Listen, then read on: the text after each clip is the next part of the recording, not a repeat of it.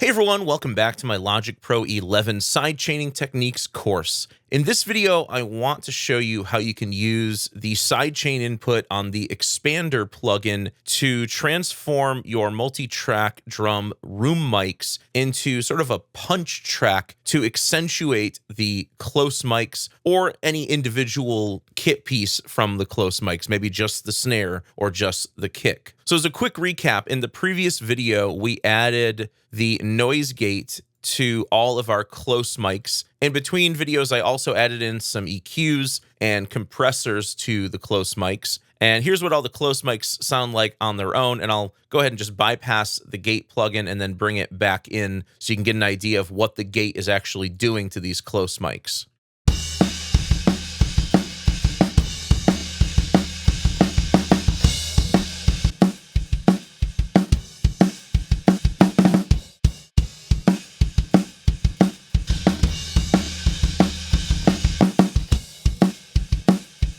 So we're using these gates to really reduce the cymbal bleed in those mics. And then with everything in, it sounds like this.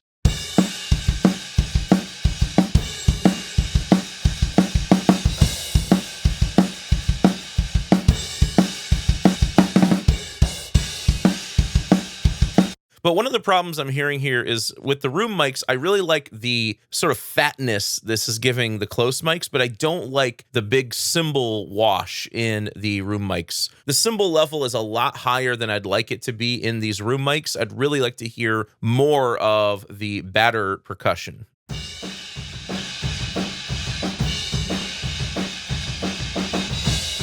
So to get started, I'm going to take these room mics, I'm going to set them to unity or maybe just a little bit below unity here. And I'm going to put these in a track stack. So I'll go up to track, create track stack, and I'm going to create a summing stack. And then on that track, I'll add the expander, which you can find under dynamics. Here it is. And in a lot of ways, you can think of an expander as like the opposite of a compressor. With a compressor, you have a ratio of 1:1, which is no compression applied. And then you can pull up the ratio to apply more compression, meaning like downward compression. So the signal is being pulled down. With an expander, you start at 1 and you pull it back. And the lower the ratio, the more upward expansion you're going to get. Now, you can just use the signal of the room mics as an internal sidechain source, but let's make this react to the snare drum first, and then I'll show you a method where you can make all of the close mics trigger this upward expansion. So I'm going to go to the sidechain input here. I'll go to audio, and I'll select the snare top track. And I'm just going to solo the rooms for now. And let's dial in an expansion setting that brings out the punch of the snare drum and ducks the cymbals in the room stack. Really what's happening is the cymbals are not being ducked. We're just bringing up the parts where the snare is playing. And the auto gain is compensating for the new peak level of the expander. So make sure you keep that on.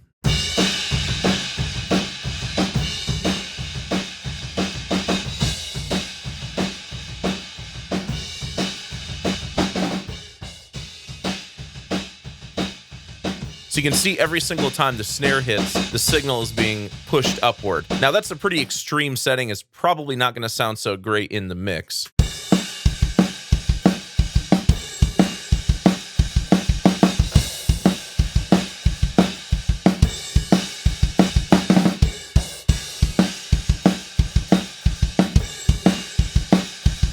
So what you can do is you can roll up the ratio to a more conservative setting so you're not getting so much upward expansion just on those snare hits, but you may need to pull back the level of the room mics when you do this.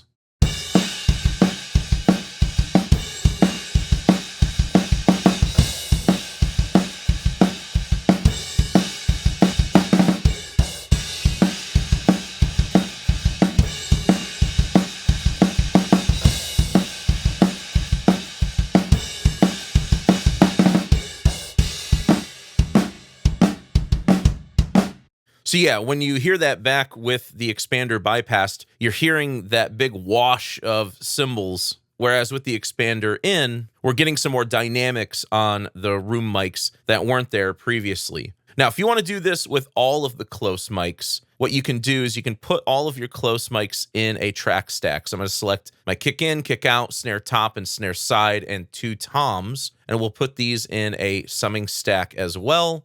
And then take a look at the input of that track stack. Here it's bus 2. And so on my expander on the room mics, I'm going to select bus 2 as the sidechain input. And so now the combined signal of all of the close mics is going to serve as a trigger for this upward expansion. One quick thing though, if you want to just listen to the room mics on their own, if you solo the room mic track stack right now, it's effectively going to mute all of the tracks that are inside of the close mics stack. So you can see there's no upward expansion happening at all. So when you do this, you have to mute the close mics stack. And I'm going to go ahead and mute the overheads as well. And now we'll hear the effect of the expander with that combined sidechain input.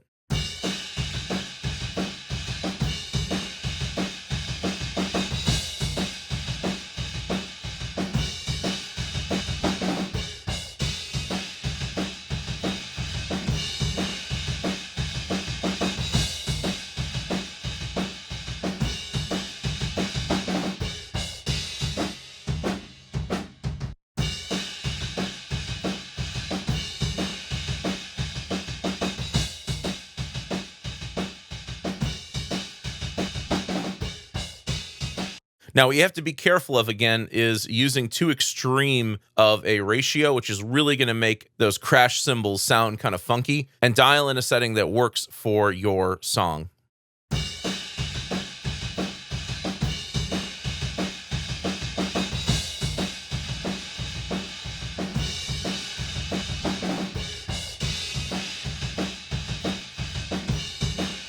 All right, and let's bring in the other mics now. And what I'll do is blend in my room track.